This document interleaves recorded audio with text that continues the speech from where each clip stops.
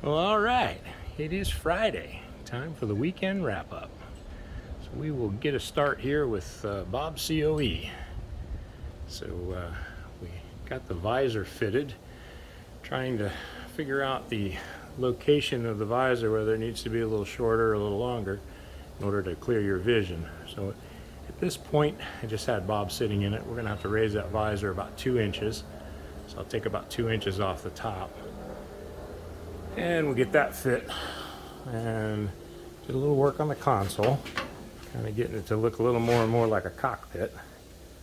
Now the idea behind this is to have the tubes painted one color, and then sheet metal between the tubes will be painted the color of the dash and the exterior of the truck.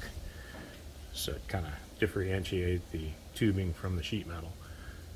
But this way all the tubing flows right into the roll cage. Kind of accents and outlines it. But that's the beginning.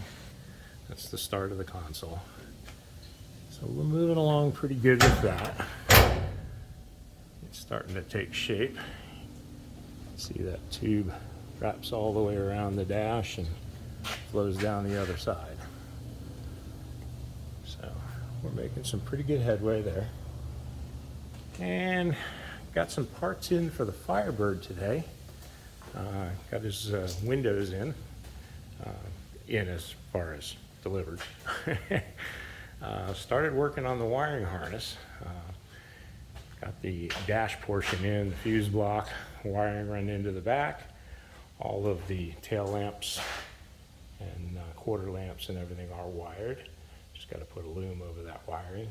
So making headway there. So basically everything from the cowl back is wired. So making some headway. You saw last week there we put in that kill mat. Got that all insulated in the floor. And then there's some more insulation that he purchased, kind of a factory insulation that will go on top of this. So it should help kind of deaden a lot of that sound. But making some real good headway with that. And we did get in some parts for the Barracuda, which is very interesting.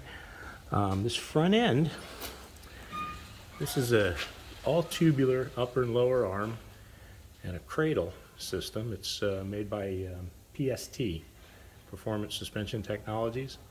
This is a really cool setup. It eliminates the need for torsion bars, which gives you a lot more room for the headers.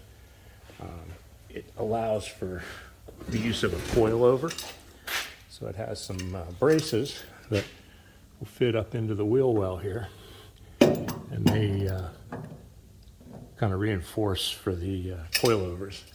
This kit also comes with a sway bar. And it's a really, really nice setup. So eliminates quite a bit of weight, eliminates, fitment issues for the headers, because now you don't have a torsion bar in the way. So it's a pretty neat setup. So as these parts start filtering in, we'll get that installed, and that should start coming to life here pretty quickly. So just waiting for a few more pieces before we get any further with that one.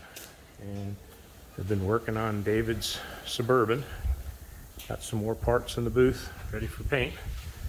So we're slowly putting things together for that. We'll get that first batch ready. I'm working on a header right now.